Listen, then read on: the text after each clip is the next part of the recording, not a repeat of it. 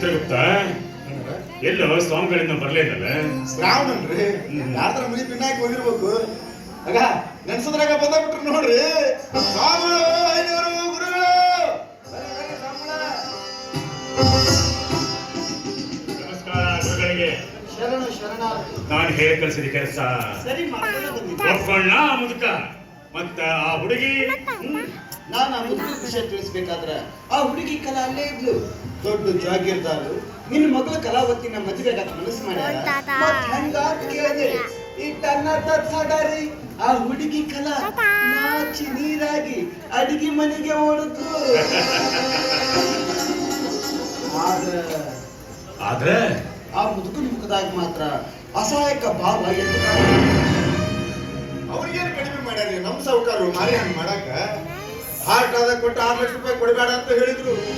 ಮತ್ತ ಮೇಲೆ 3 ಲಕ್ಷ ರೂಪಾಯಿ ನಗದು ಕೊಡ್ತಾನೆ ಅಂತ ಹೇಳ್ಯಾರ. ಅಂದ್ರ ಈ ಮೊದಲ ವಿಚಾರ ಮಾಡಿರಿ ಅನ್ಬಾರ್ದ? ಇಲ್ಲ, ನಾನು ಕೇಳಿಲ್ಲ, ಇವನ್ನ ಕಳಿಸ್ಕೊಟ್ಟಿದ್ದೆ. ಹೌದ್ರಿ ಸ್ವಾಮಿ, ನಾನೇ ಹೋಗಿದ್ದೆ. 6 ಲಕ್ಷ ರೂಪಾಯಿ ಹಸುರು ಬಡ್ಡಿ ಸೇರಿಸಿ ಬಟ್ಟಿಗೆ 7 ಲಕ್ಷ ಕೊಡ್ಬೇಕು ಒಂದು, ಇಲ್ಲ ನಿನ್ನ ಮಗಳ ಕಲಾವತಿನ ನಮ್ಮ ದಡೇರಿ ಕೊಟ್ಟು ಮದುವೆ ಮಾಡಿಕೊಡ್ಬೇಕು ಒಂದು ಅಂತ ನಿಷ್ಠವಾಗಿ ಕೇಳಿದೆ. ಅದಕ್ಕೆ ಮುದುಕ ಏನಂದ? ಅವನೇನಂತನ್ರಿ, ಸಾಯಿನಿರುವ ನನ್ನ ಜೀವ ಉಳಿಸಿ ಸಂಜೀವಿನಿಯಾದ ನಿಮ್ಮ ಧಣಿ, ಅದಕ್ಕೆ ಪ್ರತಿಯಾಗಿ ನನ್ನ ಮಗಳು ಬದುಕಿರುವಾಗಲೇ ಅವಳ ಕಣ್ಣೀರು ಕೇಳಾಕತ್ತಾನಲ್ಲೋ, ಇದು ನ್ಯಾಯನ ಅಂತ ಕೇಳ್ದೆ. ಮುಂದೇನಾಗುತ್ತೆ? ನಮ್ಮ ಸಾಹುಕಾರ ಸಾಲ ತೀರ್ಸಾಕ ನಿನ್ನ ಮಗಳ ಹೊರತಾಗಿ ನಿನ್ನ ಹತ್ರ ಕೊಡಾಕ ಏನೈತಿ ಅಂತ ಇವ ಕೇಳಿದಾನ. 1 ವಾರ ಅವಧಿ ಕೊಡ್ರಿ ತಿಳಿಸ್ತೀನಿ ಅಂತ ಅವ ಹೇಳಿದಾನೆ. ಅವಧಿ ಮುಗಿಯೋದ್ರೊಳಗೆ ನಾನು ನಿಮ್ಮನ್ನ ಕಳಿಸ್ತೀನಿ. ಆದ್ರೂ ತಾಯಿ ಸತ್ತ ತಬ್ಬರಿ ಹುಡುಗಿ ಕಲಾ ತಕರಾರಿಲ್ದಂಗ ಈ ಮದುವೆಗೆ ಒಪ್ಪಿಗೆ ಕೊಟ್ಟದ್ದು ಕೇಳಿದ್ರೆ ನನಗೆ ಬಹಳ ಆಶ್ಚರ್ಯ ಆಗುತ್ತೆ. ಸಿರಿತನದಿಂದ ತುಂಬಿ ತುಳುಕುತ್ತಿರುವ ಜಾಗೀರ್ದಾರ ಮನೆತನ, ಅದರ ವಚನ, ನನ್ನನ್ನು ಪೂಜ್ಯ ಭಾವನೆಯಿಂದ ಕಾಣುತ್ತಿರುವ ಜನ, ನನ್ನ ಮೇಲಿನ ಅಭಿಮಾನ ಇವೆಲ್ಲಾನು ಸೇರಿದ್ರೆ ಊರು ಪ್ರಳಯ ಆಗುತ್ತೆ. ಅಂದ್ರೆ ಊರು ಉದ್ಧಾರನೂ ಆಗುತ್ತೆ. ಓಳ್ ಹೋಗಬೇಕಾದ್ರೂ ನಿಮ್ಮನ್ನೇ ಕೇಳುತ್ತೆ. ಇನ್ನೇನಾರ ಮುಚ್ಚುಮರಿ ಮಾತಾಡ್ಬೇಕಂದ್ರ ಆ ದರಿದ್ರದವನವಂತ ಅವ ಏನು ಮಾತಾಡ್ತಾನೆ? ತನ್ನ ತಂಗಿನ ಅಂದ್ರೆ ನನ್ನ ಹೆಂಡತಿನ ನಾನೇ ಹೊಡೆದು ಬಂದೆ ಅಂತ ಯಾವತ್ತ ಸುಳ್ಳು ಕೇಸ್ ಹಾಕಿ ಸುಮಾರು ಆಯ್ತು ಅವತ್ತ ಅವನ ಹುಟ್ಟಾಡಿಗೆ ಐತೆ. ಇನ್ನೇನೈತೆ ಅವನಿಗೆ ಮಾತಾಡಕ್ಕೆ ಮುಖ? ಸಂಬಂಧ ಇರ್ಲಾದ ವಿಷಯ ಮಾತಾಡಿ ಸಮಯ ಹಾಳು ಮಾಡೋದು ಬೇಡ. ಯಾಕಂದ್ರ ನಾವು ಹೋಗ್ಬೇಕು, ಭಕ್ತರು ಕಾಯ್ತಿರ್ತಾರೆ. ಹೋಗಾಕ ಯಾರು ಬೇಡ ಅಂತಾರೆ ಸ್ವಾಮಿಗಳೇ? ಮದ್ವೆ ವಿಷಯ ಮುಗಿಸಿ ಹೋದ್ರಲ್ಲ. ಎಷ್ಟಿಂದ ಮದುವೆ ಆಗ್ಬೇಕು ಹೇಳ್ರಿ, ಮಾಡಿ ಮುಗಿಸಿದ್ವಿ. ಬೆಂಗಳೂರು ಹೋಗಿರೋದನ್ನ ತಮ್ಮ ಭಾಸ್ಕರ ಬರ್ಬೇಕಾದ್ರೆ ಇನ್ನೂ 1 ವಾರ ಟೈಮ್ ಐತಿ.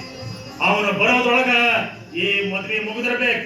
ಅಂದ್ರ ನೀವು ಮದುವೆ ಆಗೋ ವಿಷಯ ನಿಮ್ ತಮ್ಮಗ ಗೊತ್ತಾಗಬಾರದು. ಗೊತ್ತಾದ್ರೆ ಬಿಡ್ತಾನೆ ಅಂದ್ರೆ ಅವನ ನನಗೆ ಮದುವೆ ಆಗಕ್ಕ ಎಷ್ಟು ಹೆದರ್ತೀರಿ ನಿಮ್ ತಮ್ಮಗ? ಹೆದರೇಬೇಕ್ರಿ. ಯಾಕಂದ್ರೆ ನಾನು ಹುಟ್ಟಿ 15-16 ವರ್ಷ ಆದ್ರೂ ನಮ್ಮ ಅವ್ಗ ಮಕ್ಕಳೇ ಆಗಿರ್ಲಿಲ್ಲ.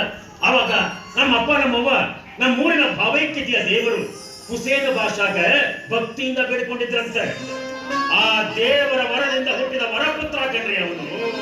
ಅಂದಾಗ ಹೆದರಲೇಬೇಕಾಗುತ್ತೆ ನಾವು. ಅಂದ್ರ ಸಾಲ ನಾವು ಬಲಿ ಹಾಕಿ ನೀವ್ ಹಿಡಿದ ಮೀನನ್ನ ನಿಮ್ಮ ತಮ್ಮನ ಕಿತ್ಕೊತಾನ ಅಂತೀರ, ಹೌದಲ್ಲ ಸ್ವಾಮಿಗಳ? ವಯಸ್ಸು ಕಳೆದ್ರಿ, ಬುದ್ಧಿ ಬೆಳೆಸಲಿಲ್ಲ. ಬೆಳೆಸ್ಬೇಕಂತ ಅವರೆಲ್ಲ ನೀರು ಗೊಬ್ಬರ ಸಾಕಷ್ಟು ಹಾಕಿದ್ರೆ ಯಾಕೋ ಏನು ಸಿಗಿಯವಾದ.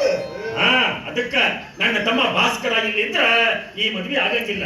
ಯಾಕಂತೀರಿ? ಅರ್ಧ ವಯಸ್ಸು ಕಳ್ಕೊಂಡ್ರು ನೀನು ಎಳೆ ವಯಸ್ಸಿನ ಹುಡುಗಿನ ಮದುವೆ ಆಗೋದು ಬೇಡ ಅಂತಾನ. ಅನ್ನೋ ಪೈಕಿನ ಬಿಡ್ರಿ. ಅನ್ನೋ ಪೈಕಿ ಅಲ್ಲ, ಅನ್ನ ತಾನೆ. ಇನ್ನು ಮದುವೆ ಮುಗಿದ ಮೇಲೆ ನಿಮಗೂ ಅಂತಾರ ಜನ ರೀ, ಸಣ್ಣ ವಯಸ್ಸಿನ ಹುಡುಗಿ ಮದುವೆನ ಈ ರೀತಿ ಮಾಡಿದ ಅಡ್ಡಾಡ ಏನಾದ್ರು ಗೊತ್ತಿಲ್ಲ ಅಂತಾರ. ಅವ್ರ ಅಲ್ಲಿಲ್ಲ ಅಂದ್ರೂ ದುಡ್ಡು ಕೊಟ್ಟು ಅರಸ ಪೈಕಿ. ನಿಮಗ ಅಷ್ಟ ಯಾಕ, ನಮಗೂ ಅಂತಾರ. ಅನ್ನೋರ್ನ ತಗೊಂಡು ಏನ್ ಮಾಡ್ತೀರಿ ನೀವು? ನೋಡ್ರಿ, ಕುಡಿಯಾಗ ಮದುವೆಗೆಲ್ಲ ಸರಿ ಮಾಡಿ ಹೇಳಿರಲ್ಲ, ಮುಗೀತು. 3 ದಿನ ಮದುವೆ ಮಾಡಿ ಮುಗಿತು. ಅದು ಅಲ್ಲದೆ ನನ್ನ ತಮ್ಮ ಭಾಸ್ಕರ ಊರಾಗಿದ್ದೇ ಇದ್ದಾಗಲೇ ದೇವಿ ಗುಡಿ ಕಮಿಟಿಗೆ ಅಧ್ಯಕ್ಷರನ್ನಾಗಿ ಆರಿಸ್ಯಾರ ನಮ್ಮೂರು ಜನ. ಸಣ್ಣ ದಣಿಯರು ಊರಿಂದ ಬಂದು ಬಸ್ ಇಳಿಯೋದು ಒಂದೇ ತಡ ರೀ.